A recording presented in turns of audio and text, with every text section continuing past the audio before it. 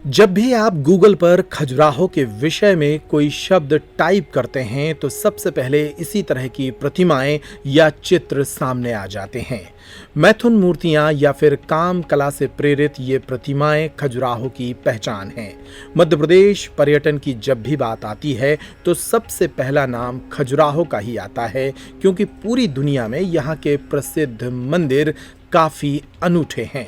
मंदिर की प्रसिद्धि इसलिए नहीं कि यहाँ मौजूद देवी देवता बड़े चमत्कारी हैं, बल्कि प्रसिद्धि की वजह यह है कि यहाँ मंदिरों की बाहरी दीवारों पर मैथुन मूर्तियां यानी काम कला की तस्वीरें अंकित हैं।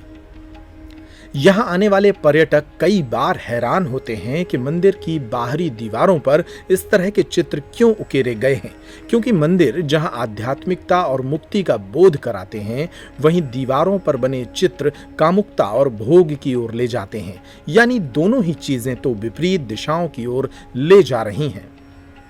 दरअसल ये दोनों चीजें एक दूसरे से अलग नहीं हैं, बल्कि एक दूसरे को जोड़ती हैं।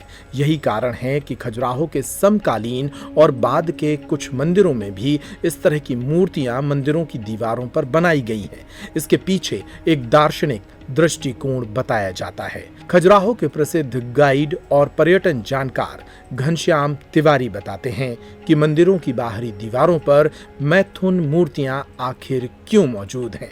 हमने उनसे एक सवाल पूछा कि मंदिरों के बाहर इस तरह के चित्रों का क्या मतलब है, खास तौर पर यह मैथुन प्रतिमा क्या कहती है। ये जो काम प्रतिमा आप देख रहे हैं, ये बड़ी ही फेमस काम प्रतिमा है खजुराहो के मंदिरों को लेकर के। अगर आप गूगल पे खजुराहो को सर्च करेंगे तो सबसे पहले आपको यही देखने को मिलेगी, जिसको एक पद आसन के नाम से जाना जाता है। वैसे तो बहुत सारी धारणाएं हैं कि काम प्रतिमाएं क्यों इन मंदिरों पे बनाई गई। तो अलग अलग तरीके से, जैसे कि हमारे 4 पुरुषार्थों के प्रतीक रूप में काम भी एक पुरुषार्थ माना गया है। दूसरा ये कि हायर लेवल की एजुकेशन, और उस समय ऐसा भी माना जाता था कि फाइट्स बहुत होती थी, नई आर्मी को कैसे इंस्पायर किया जाए। लेकिन उस समय बढ़ता हुआ तंत्र का प्रभाव अपनी ऊंचाइयों पे था, और तंत्र जो है वो मूलाधार की एनर्जी का ट्रांसफॉर्मेशन स्पिरिचुअल एनर्जी में करने के लिए, यानी चक्रों के जागरण के लिए एक बेस्ट पाथवे था। तो एक पद आसन के द्वारा उस चीज को दिखाया जा रहा है, जिसमें आप देख सकते हैं कि बीच में 2 पैरों को मोड़ क्लोज करके सर्किल को दिखाया जा रहा है। तो वो सर्किल सिंबॉलिक है। सिंबॉलिक इस बात का है कि हमारी जो कुंडलिनी है, जो 3.5 कॉइल में है, और जब ये हमारी कामा एनर्जी जब सस्टेन होती है, जब उसको रोका जाता है, तो वो सर्किल में ही रन करना शुरू करती है। तो सर्किल जो है उस एनर्जी को, यानी कामा एनर्जी को जब ऊर्ध्वरेतस किया जाता है तो वो सर्किल के थ्रू ही ऊपर जाती है।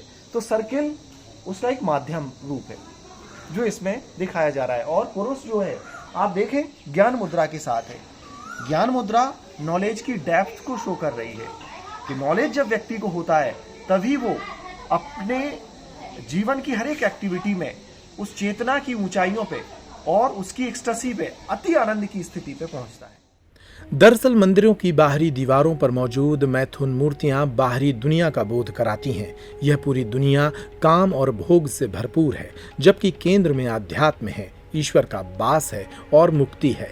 इसलिए यदि मुक्ति की कामना है तो भोग और काममय दुनिया को बाहर रखकर ही अंदर प्रवेश करना चाहिए। घनश्याम तिवारी बताते हैं कि इसका दूसरा कारण भी है जो मैथुन मूर्तियों को देखकर समझ में आता है। यह वह है कि भगवान शिव को मैथुनी सृष्टि का जनक माना जाता है, इसलिए शिव मंदिरों को मैथुन मूर्तियों से सजाया गया है। मंदिर की दीवारों पर मैथुन मूर्तियों के होने का एक और कारण भी है। संसार को चलाने वाले भगवान को पुरुष कहा गया है और पूरी सृष्टि को प्रकृति कहा गया है। प्रकृति और पुरुष का मिलन ही इस पूरी सृष्टि और ब्रह्मांड का आधार माना गया है। इसी दार्शनिक भाव को दर्शाने के लिए मंदिर की दीवारों पर मैथुन मूर्तियों को उकेरा गया है।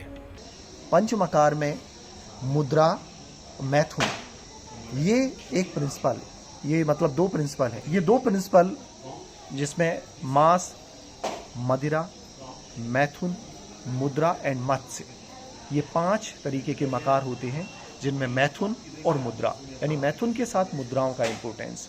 मुद्रा का शाब्दिक अर्थ आनंद को अपने अंदर सस्टेन करने के लिए होता है, यानी उसको रोकना।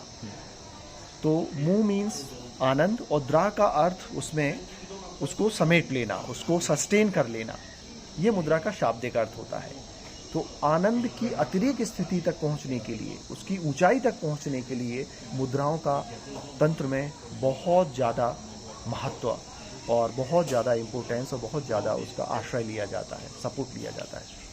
घनश्याम तिवारी बताते हैं कि खजुराहो के मंदिर चंदेल काल से पहले भी योग, साधना और तंत्र के बड़े केंद्र रहे हैं।